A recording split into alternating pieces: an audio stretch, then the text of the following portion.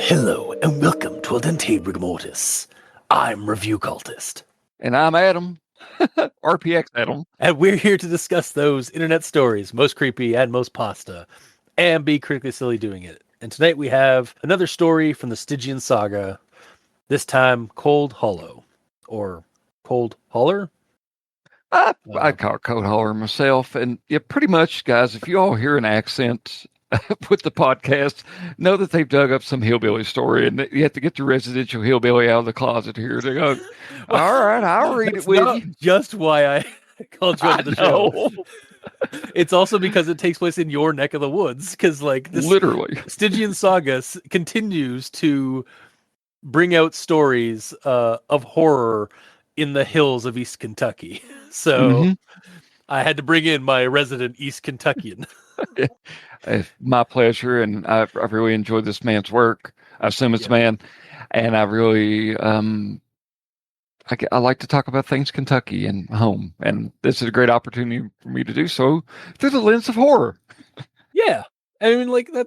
Honestly, like I know that sounds weird sometimes, but like honestly, like horror is a good medium of like excising demons and things that you like, like. Yeah, like obviously it's like always like dealing with like dark stuff, but like it is also a way of processing things. So and there's a catharsis, and with your typical, not with this one, but with your typical kind of horror narratives, at the end there's like an order or a balance that is kind of reestablished, and you know, in most but not all kind of horror stories and movies and whatnot.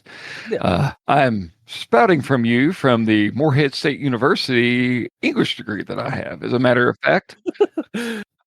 Yep, you are much more. You are, and yet you are better educated than I when it comes to writing. So it's all good. I just can't speak. But I guess before we dive too far, I guess initial recommendations. I'm recommending this. Without a doubt, I think this is the third or fourth story of Stygian sagas that I've read, and this by far, while not being the lengthiest of them all, really there's a good beat, there's a good pace going about the whole thing. It's familiar enough with other source material. Well, I'm calling it source material that Stygian more than likely took influence from or is paying homage to, but it's the best that I've read yet. I love it. Yeah. If you want to check it out, you can go to either Reddit NoSleep. It's on Stygian Saga's Reddit there. They also have a video reading, I guess, of it on their YouTube channel and on their podcast, Stygian Saga. So we encourage you to go check them out there. But let's start with the rundown for the story at hand. The story starts with an intro about a lost town in the hills east of Morehead, Kentucky, and then dives into the recovered historical last testament of a dying man named Eugene McMillan, as he tells of the fate of the Cold Holler town and the Kitchener clan, who were the last to live there. It seems back in the summer of 1869, while Eugene and his friends in Morehead were celebrating Independence Day, a falling star came down in the hills near Cold Holler. At the time, folks of the county didn't care much for the folks of the small isolated mountain town, the Kitchener clan mostly, due to picked sides during the recent Civil War. It was the Civil War, right? Not the Revolutionary War? Yeah, it's Civil War. Okay, yeah. So it wasn't until a son of the family came down from the hills looking for a doctor for ailing family members that word of troubles began to start spreading. Turns out the family of Gary Kitchener were falling ill to some kind of cancer, the likes of which not even the doctors brave enough to venture up to the hills had seen.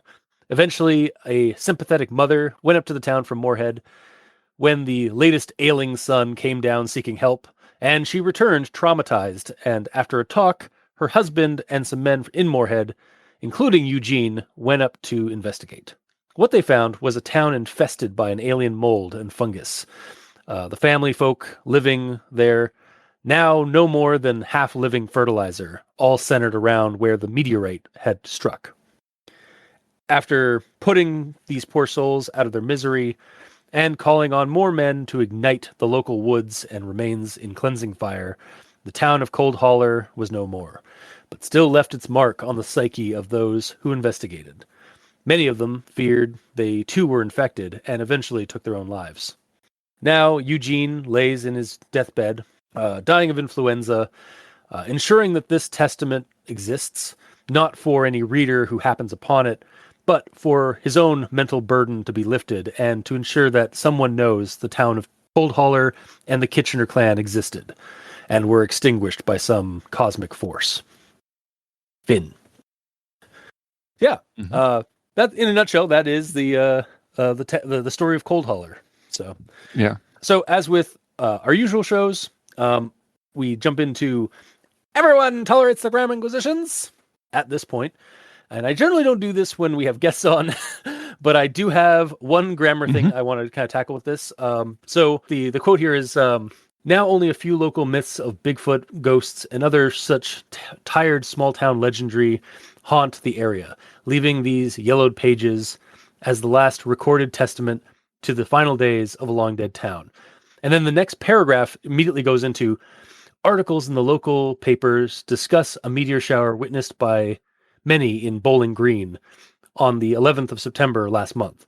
And a reading of the sightings has dredged up memories of an event I don't feel inclined to leave forgotten. So it immediately jumps in, like there's really no a segue, I felt.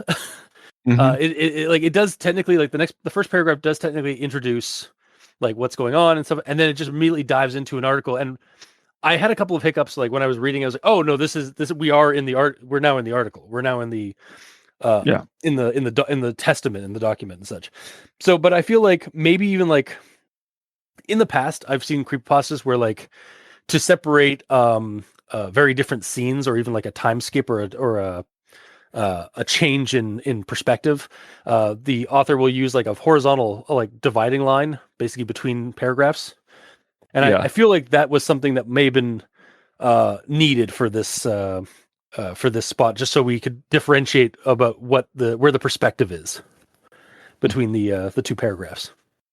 I agree. I had to look for personal pronouns before I actually kind of figured out that, okay, yeah, this is the article. But then at the same time, I do want to state that the first sentence does do a great job of laying the groundwork for the event that he's going to be dictating later on in there. And it works good. I mean, I almost felt like saying, because let's just go ahead and call it what it is. This is something that is definitely taken to, or a take on, Lovecraft's The Color Out of Space. It's kind of along that. So, there's part of me that would have recommended, as I lie on my deathbed, my lungs, blah, blah, blah, like I've got to get this out, kind of stuff like that. But it works the way it does, like a series of dashes or something like that, just to separate it would have, like, yeah, I agree. That's the only thing that I could nitpick.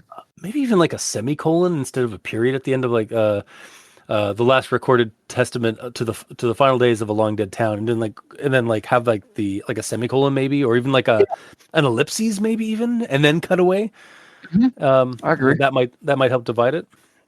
I agree entirely. Now, you were doing grammar inquisition. I would like to offer a counter thing here. Sure. From someone who speaks the vernacular, from someone who has grown up with around people who talked like this man was trying to emulate. I do want to give a nice shout out for adding a little bit of that local color there. I don't feel inclined. I can hear somebody saying that it sounded just like me. And then there's later on in that paragraph, I really like the line that states, I don't have long left to recall. As far as I'm aware, most of the others I've known died many years ago. I may well be the last soul who left who walked up the hills into Cold Holler in the summer of '69. And I wouldn't feel, this is the part, I wouldn't feel right broaching the subject with the Almighty when I've yet to recount it with my fellow men here on earth. And like Yeah. that religion, that good Lord bless you, kind of stuff like that. And I know you're not super well versed. I mean, you peripherally are, but the Civil War this story takes place in 1869. The Civil War ended in 1865. So this is just Yeah. 4 years after. I just want to add that in while I had had the moment. Yeah, no, that makes sense. Yeah, yeah. That again, one of the, the story. Yeah, like Eugene McMillan, like his story is like very tied to like to that American conflict. So it yet another reason why I wanted you on the show for this one. Mm-hmm. Just because like it's your home turf and it's your home history. Yeah. So, um, but yeah, I guess that's a good way to dive into the actual thoughts of the story, like our Mm-hmm. actual notes, not just like nitpicking spelling and grammar and such and format. Mm-hmm. Um, so yeah, you were saying just a minute ago about the how this story definitely seems to share a inspiration to the Color Out of Space. Yeah. And no, uh, like no, I definitely saw that, especially with my first comment or a quote and comment here, which was I was seated with a few friends from the war, ex-Confederate volunteers, all grumbling over all, yeah, grumbling over old memories, which at that time were, I suppose, not so old. One, looking off after the falling star, remarked it must be near to Cold Holler, where the extended Kitchener family and a few other hangers-on dwelt in solitude. Huh, a Mm-hmm. meteorite that crashed off into the hills near a small settlement. I've seen this Lovecraft story before, Yeah. as you so nicely brought up earlier. There And is also then, a correlation between the fact that this was written 6 years ago and the theatrical version with Nicolas Cage came out 6 years ago. oh, fuck, you're right.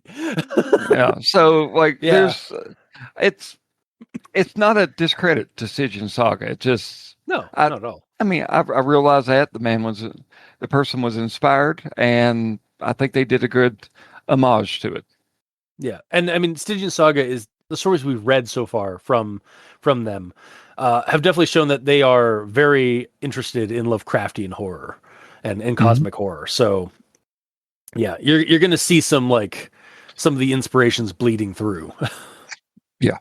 And yeah, again, like even further down, like my next quote here is basically of how like the some of the Kitchener clan, the Greg's daughter Miriam had taken ill. The spot of rumor was confirmed when Greg's young son Edward rode through Moorhead on his way to Farmers, a larger town up the road, to try and petition a doctor to ride back with him.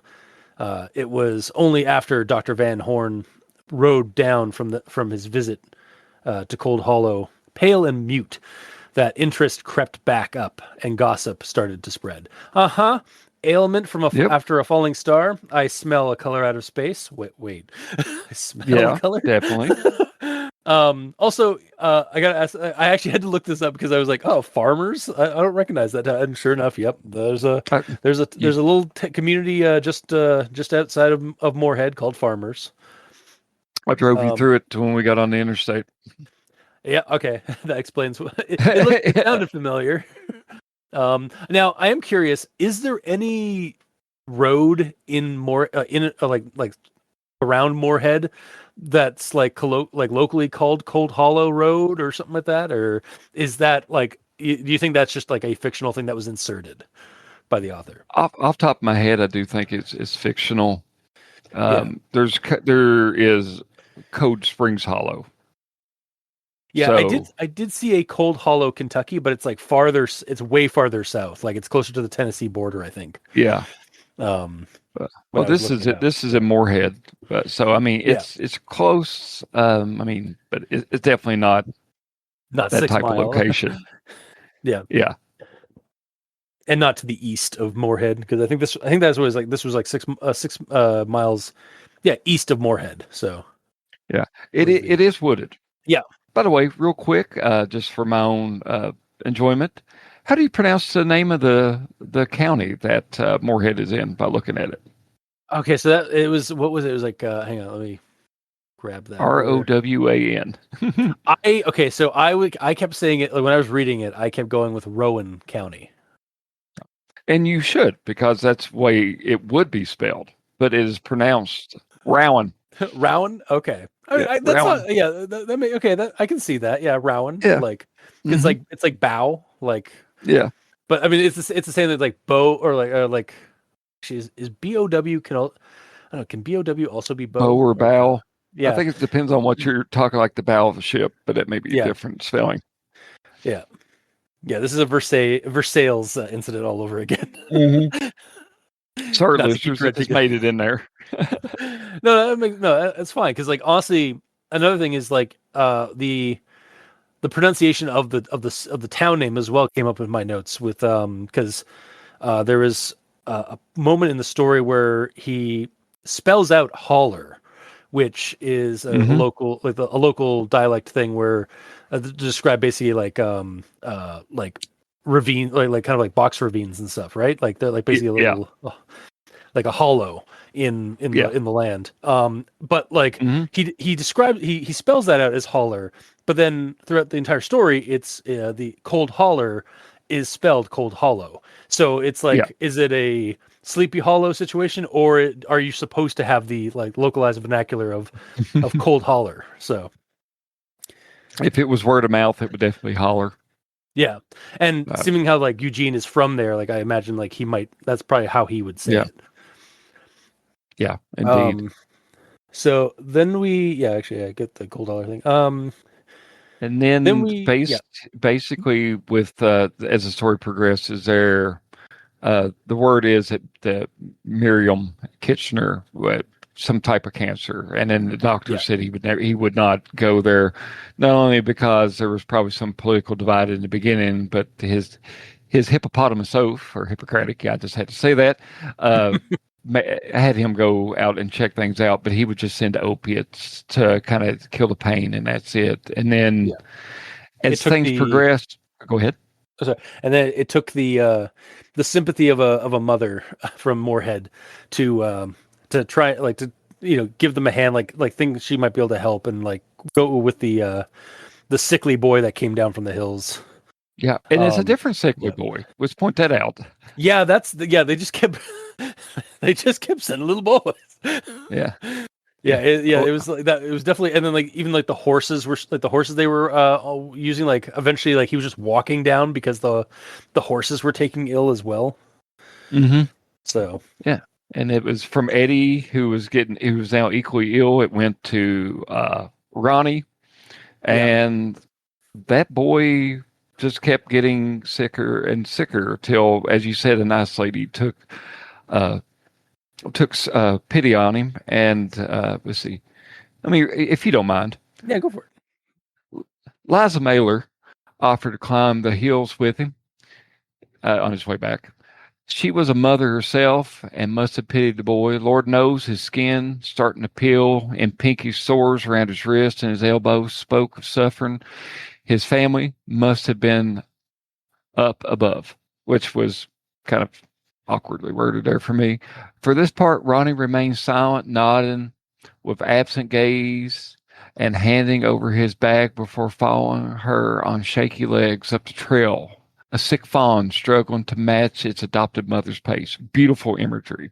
Yeah, That that evening, Mrs. Mailer stumbled at a trot back down the mountain. So you can, the visuals are great. You can see this woman, probably in a long dress, like stumbling. It's dark or getting dark. Panic taking hold. She was crying at dusk when one of the sheriff's deputies spotted her on the road and guided her on his shoulder into town.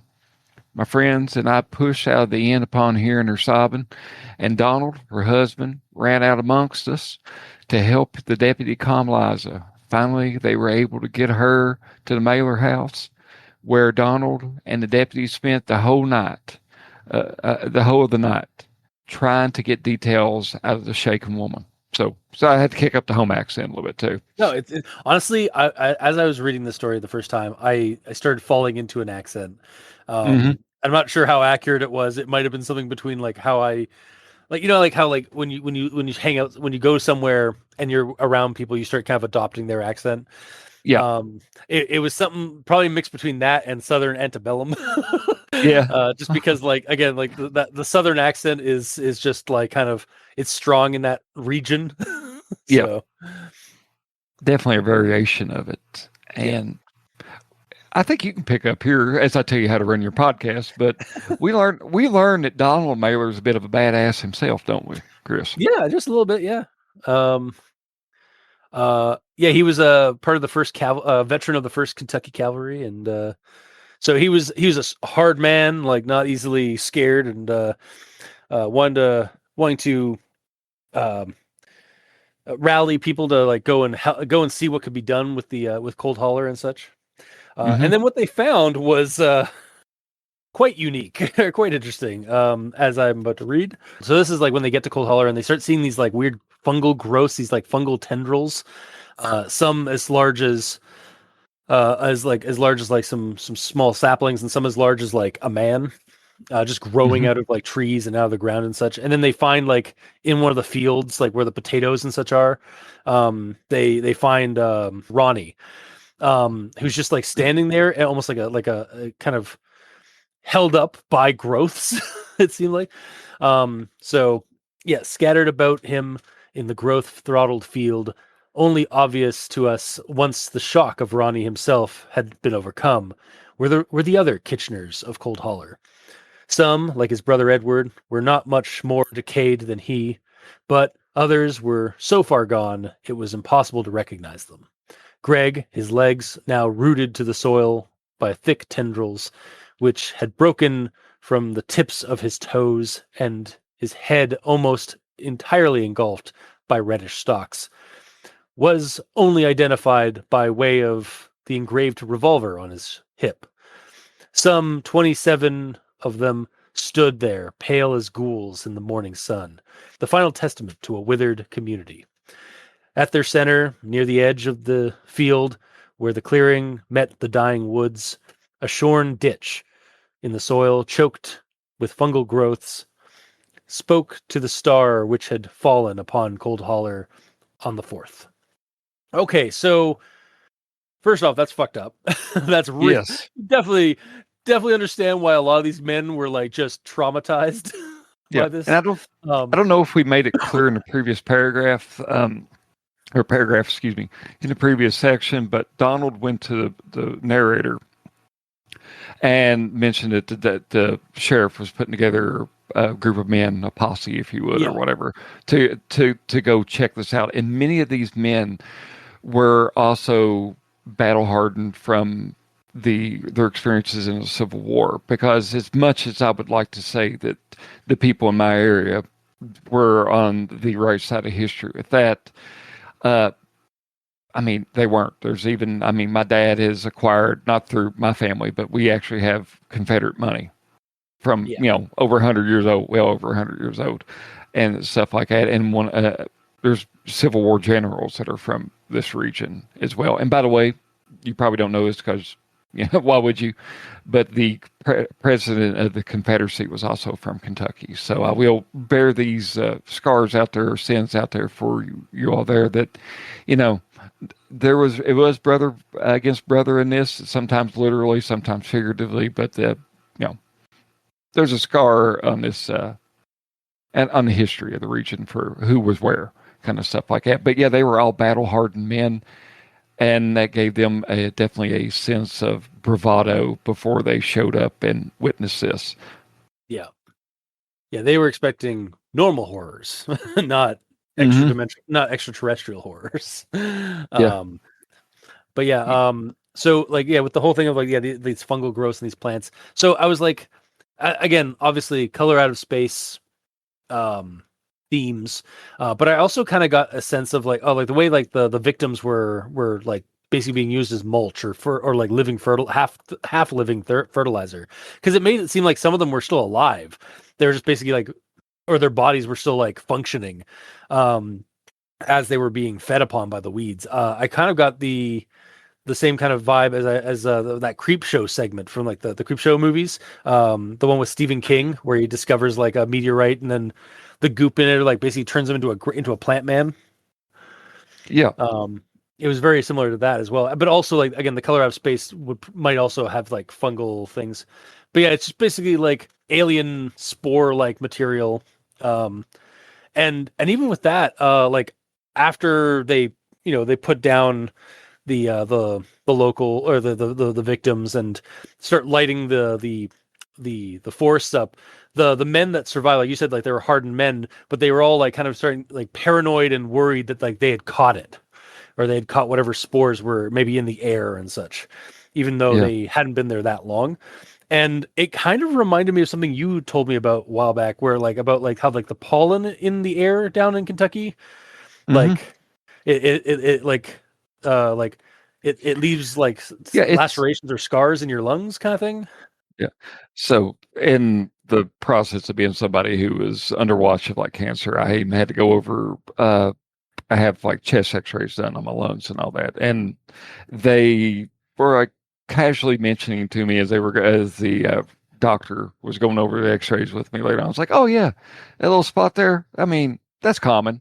Everybody in the region has those stuff like that. Oh, It's just the atmosphere." I'm like, "Oh wow." So I've got like little whatever's in my lungs, and it it doesn't sit well. it's just some minor flood spores. Like there's Yeah. only there's only a 99.9% chance you'll become a flood form and like have to be like glassed. It's fine. Hmm. And That is kind of like a little bit of cosmic horror. It's like just yeah. a little cordyceps. It's just a little clickerish. You might start clicking your teeth a little bit sometimes. Yeah. I'm gonna go out and Oh my stand in the god. garden right now for some reason. No reason. Yeah, I'm just gonna go up on the hill. Uh, oh my god! Honestly, is it like that kind of horror? Is like what I imagine like latents have to feel like with having the Yeah, blight like in their system, like in red markets. yeah, I agree. Like holy crap! But yeah, Man, I so yeah, like that the fact that like yeah when you so like yeah that was definitely like I was thinking back on that discussion you had with about like the yeah, pollen that everyone in that area who's like lived there for more than a decade just yeah, has. yeah. It's it's just part of the thing. Just part of the bluegrass state. Yeah. Welcome to Kentucky. You are the bluegrass. Oh God. You did kind of go over this about the descriptions of it. I want to compliment Stygian Saga on the description of poor little Ronnie because Oh good God, yeah, God, for it being no more than 5 lines. And the text mentions that the sheriff was Bowman, which there are yeah. Bowmans But around here. Sheriff Bowman, yeah. Bowman, making his way to the old house, had made it almost to the door, knocked, and then was when we spotted the boy, Ronnie, out in one of the potato patches. He stood with his slender arms outstretched amongst the red and white stalks, his head turned towards the sluggishly rising sun. He was pushed up. I mean, we pushed up to him, knocking down some of the surprisingly fragile stinkhorns things. In the process, calling his name, we all went mute when we got close and close though. Nothing could have prepared me. His eyes were lopsided and discolored, brown and black Oh, left socket swollen shut, and the right uh, inflamed and pink with weeping mucus. The nostrils, and this fucked with me here. yeah. The nostrils of his nose had split up the sides, and the whole yellow fissures which had formed there was seeded with those otherworldly red stalks, jostled by the rattling breaths which issued from the wound. Uh, Holy shit! roll sand. Yeah, Like legitimately, like that is fucked up. Just like I mean like the quote I referenced later with like the when they finally they realize that like the whole field is full of like the bodies, and like how like the tendrils were coming out of like poking through the tips of toes, and like they were bursting out of people's heads. Like that's fucked up. The Yeah. nose thing is the most detailed fucked up thing I think in the Yeah. entire thing. And it's worse.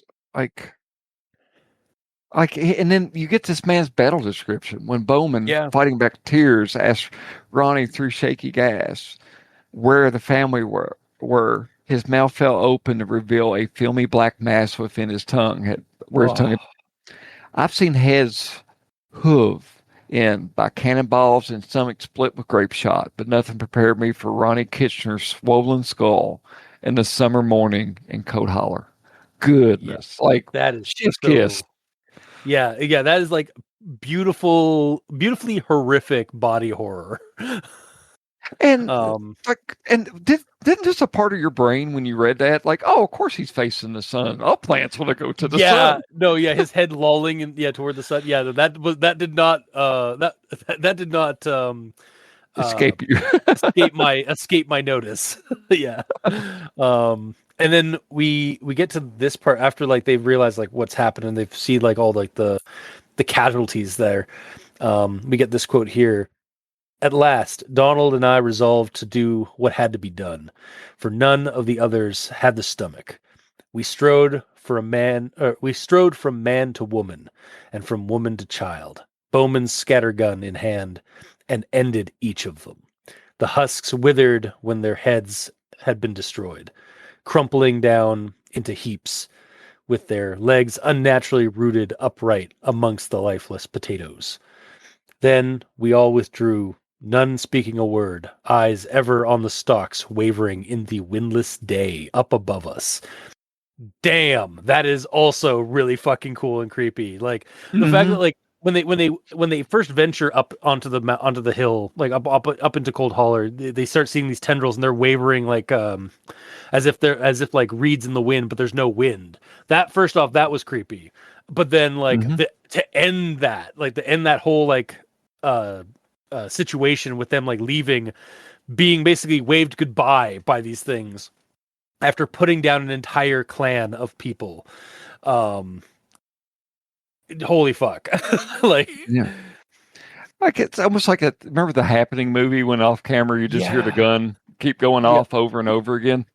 yep, yeah.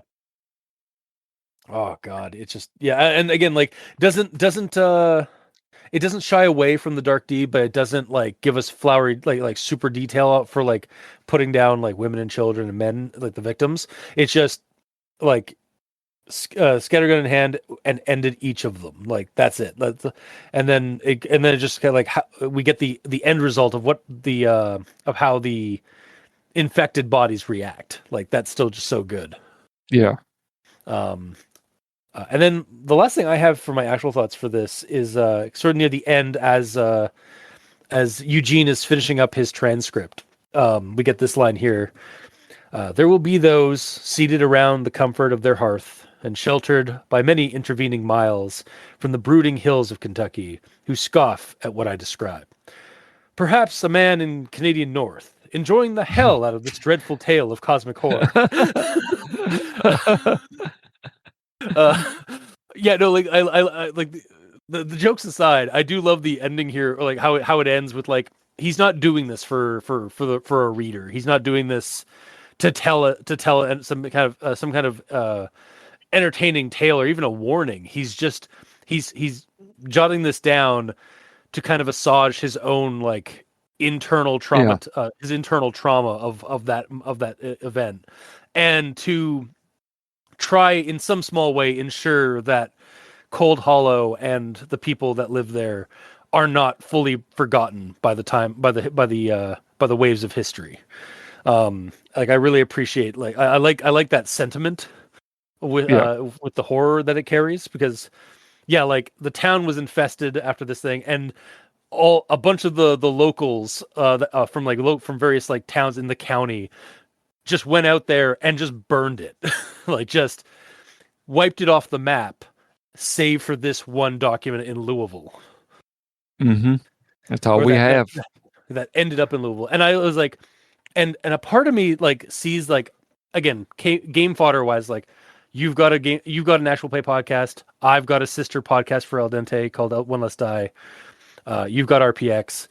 I Hmm. feel like we could use this like document, like this story, as a jumping off point for like somebody finds this document in like in like the Library of Louisville or in the University of Louisville, and like this is even basically a prop for like you just take the document part of the story, and that's straight up just a prop for a scenario where you start finding like remnants, like maybe some of the spores survived 150 plus years later, and it's still out there like somewhere deep in the hollers.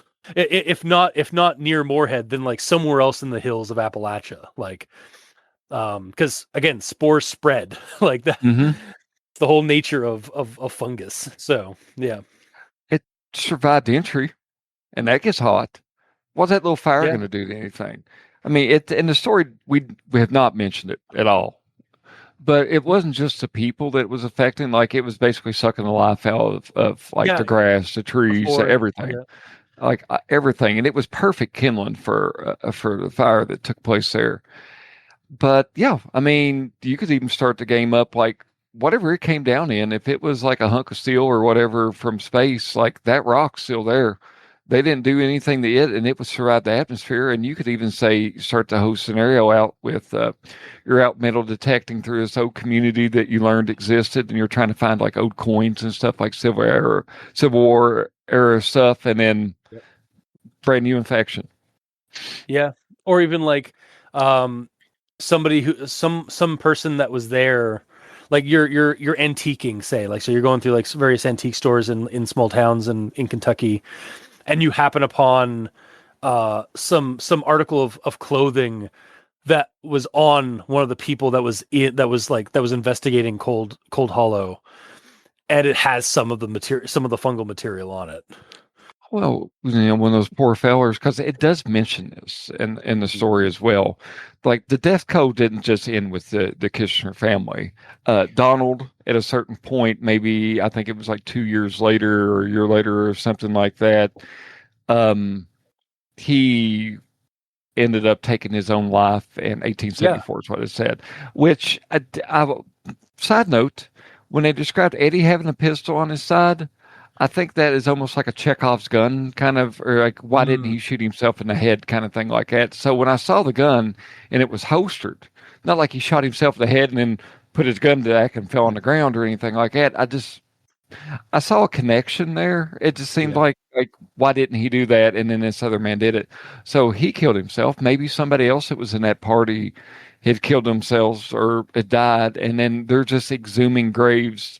Or we're moving. It's an old family plot. We're going to move it. There's going to be a development going through here, so we got to Oh dig up fuck. all the old, and then boom, you dig it Yeah. up, and somebody had it just incubating in there.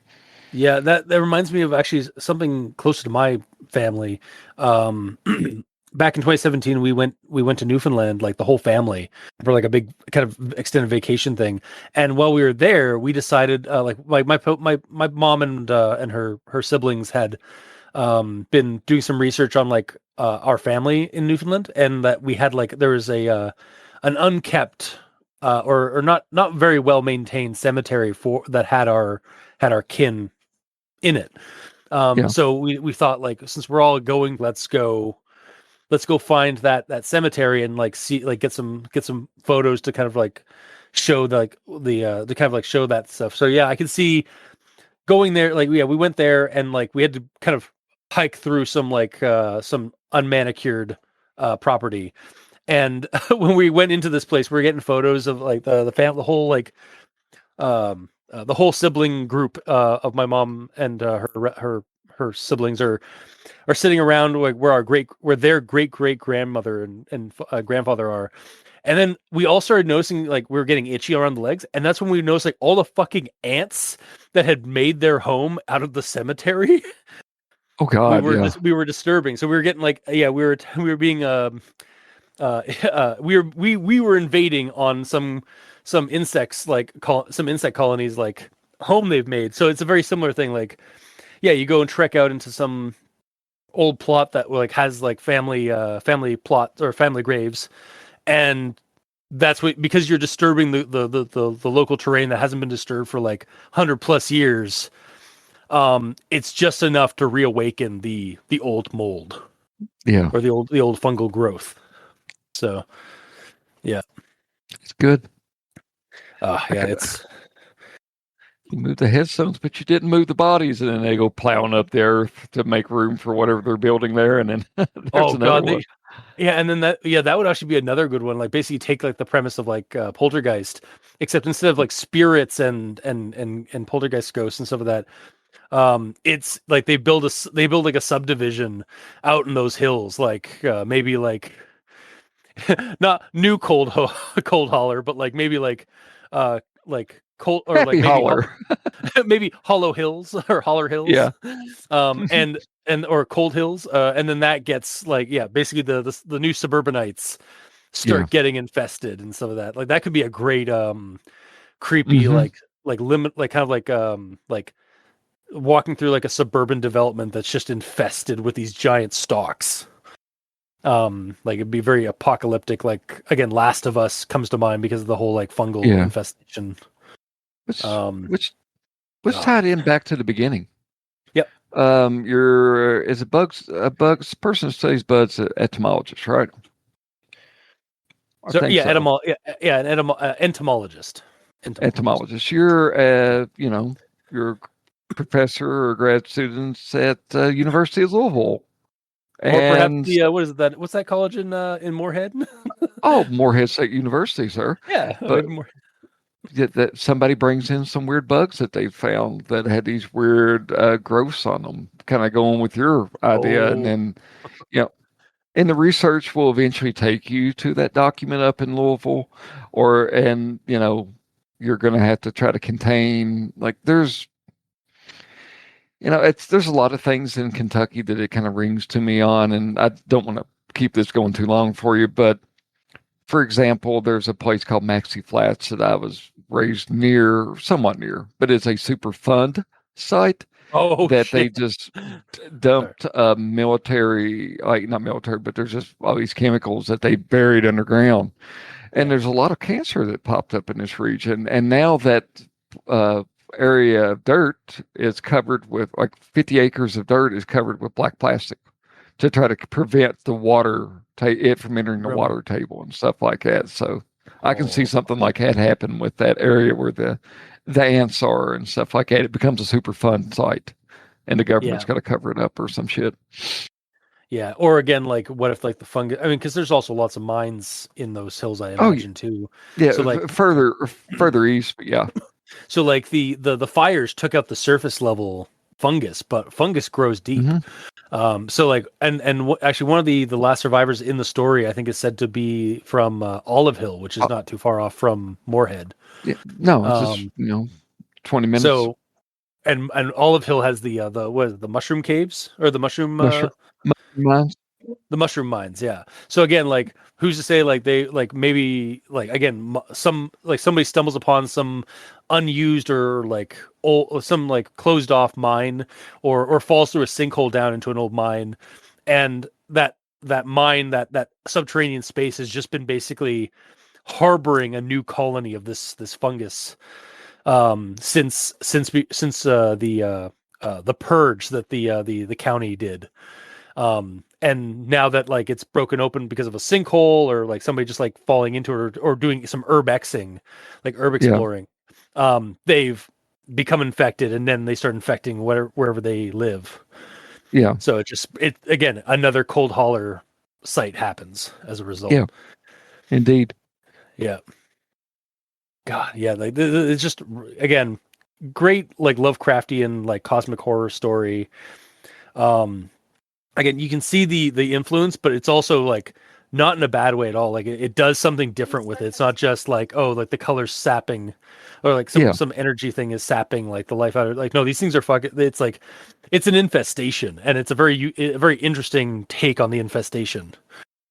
Um, and then yeah, like it's very gameable, I think, for like a Call of Cthulhu scenario or like any kind of yeah. like modern, or even like you can even set it in like you could even like kind of run this. I feel like run Eugene's account, like be the folks that are going up to the being one of the other men that are going up to Cold Holler to go see what's going on, and then just Be like the man go in off the the bat. 19 be the man in 1911 that's coming up, that's in Bowling Green, Kentucky, and Yeah, then because weird things start happening. yeah, like maybe this is like that first meteorite that struck Cold Holler was just one of several that are like still in our solar, like maybe it was like part of a cluster that are in our solar system, and only like a couple of them occasionally come down every by chance. So like that one was in like the one in 1869 was in Cold Holler, like around Moorhead, Kentucky. Yeah, Then the next one was out in Bowling Green, which is in Western Kentucky or like Central yeah. Kentucky. I say it says in a different time zone. As a matter of fact, it's so Yeah. west.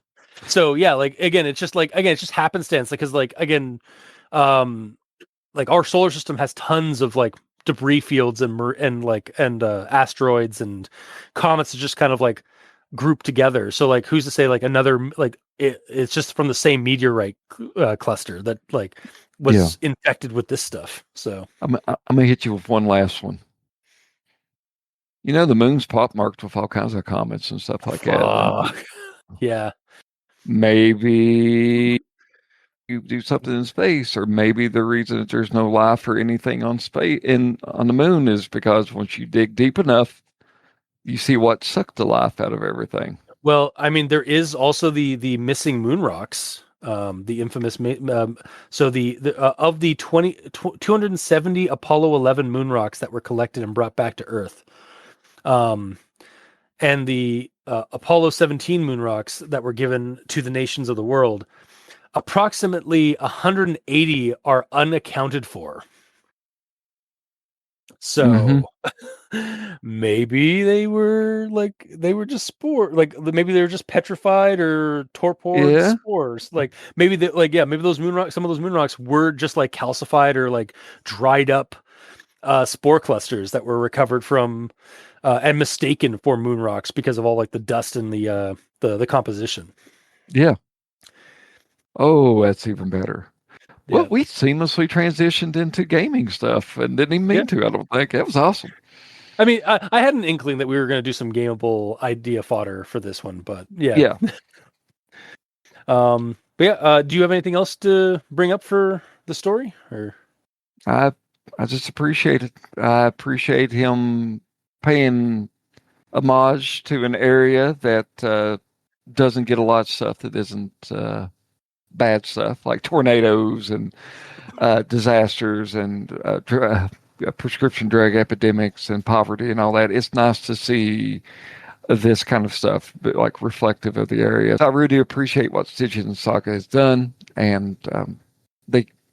I know this was written many years ago, but there are always nuggets of joy to find that they have left for for me to see.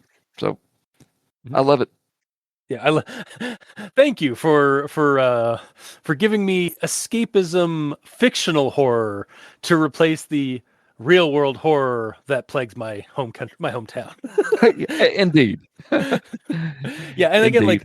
I do also feel like the story, like while it does tell horror, it does also capture sort of a familial landscape. Like again, Mm, I've only visited Moorhead and like your neck of Kentucky a few times, but like it is like these stories like definitely seem to reflect the land of it. So yeah, it's good stuff, and you know, I'm sure the same is for whenever you find something that took place near where you live and all that. It's just mhm. really, yeah, there's definitely an investment for me, like Yeah, you would if you were reading some horror that took place in your neck of the woods.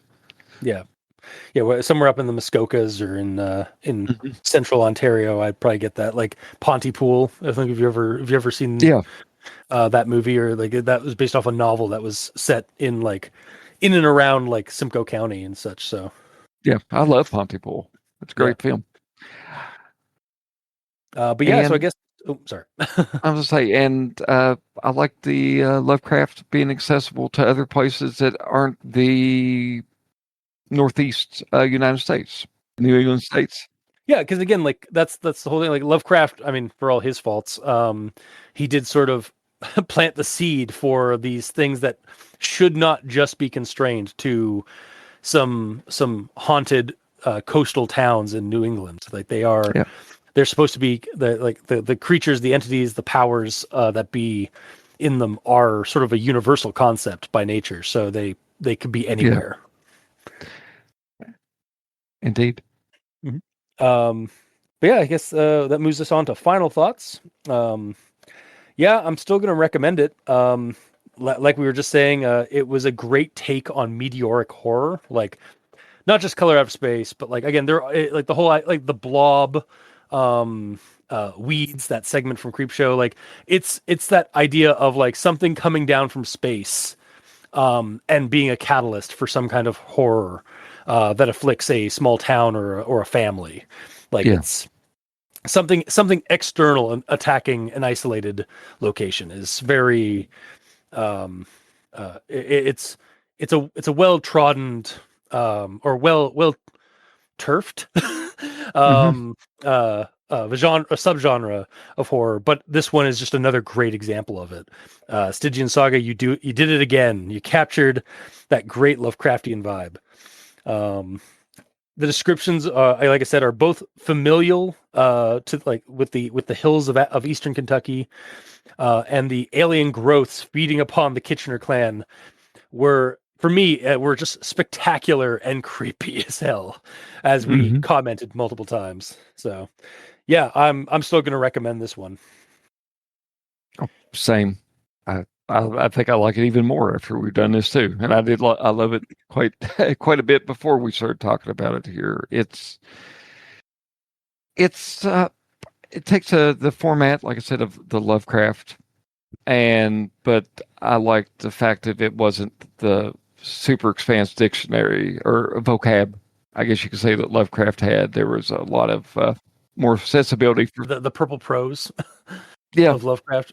No, you just got a simple man on his deathbed, and there's no things crawling at the door or anything like that. You're not getting ready to take your life with opiates to escape the horror. It's just, yeah, it's enough to be familiar, but at the same time, it made it reflective of the region. Yeah. So, Well, I suppose that'll do it for this week's episode. yeah, Two recommend like round the table recommendations. So, and that's it for tonight. If you like what you heard, or if you didn't, leave us a comment in the comment section below, wherever this gets posted. Um, we're both on Blue Sky, I believe. I'm at Review Cultist, and Adam, I- you're I'm at RPEXCHANGE, which is RP Exchange. Also on Twitter, though it's kind of a garbage fire. yeah. I check Twitter, but I don't often update our Twitter feed more than I do with Blue Sky. So unfortunately, but Yeah. it is. Well, self-preservation. Yeah, it's the way things have shaken up. So, Yeah. Same. um, and where can people find you, Adam? Well, you can find me at critintonight.com along with a lot of other great podcasts such as Al Dente Rigor Mortis and One Less Die. So, yep, come over there. I'm the one I'm the one who doesn't post every week. But you can find the Role Playing Exchange there. You can also, if you don't want to go through typing in Crit Tonight, you can type in roleplayingexchange.com. We have the domain name, it reroutes to that. And both Review Cultists and I have got Patreons. Mine is patreon.com/roleplaying exchange. And what is your Patreon, sir? Ours is Al Dente Rigor Mortis, and if you are a patron, thank you. You're helping keep those hosting bills at bay, and as always, we very much appreciate that. Lets us keep doing what we're doing. Also, if you'd like to get a hold of Al Dente Rigor Mortis via email, you can go to aldenterigormortis@gmail.com. That's ALDENTERIGAMORTIS@gmail.com, where you can also leave us suggestions for other creepy pastas, SCPs, spooky things. You creep it, we'll peep it. Yeah. um, and yeah, to our listeners and the authors of these stories, Thank you immensely, because without your listenership, it'd be like screaming into the void. And without your authorship, without these spooky stories that you write and post online for people to enjoy and get spooked by, we really wouldn't have much of a show because we'd have nothing to talk about. So thank you. Yeah, appreciate it. Until next time, I have been your host, Review Cultist. And I'm Adam, or RPX Adam, as I'm known in the title card.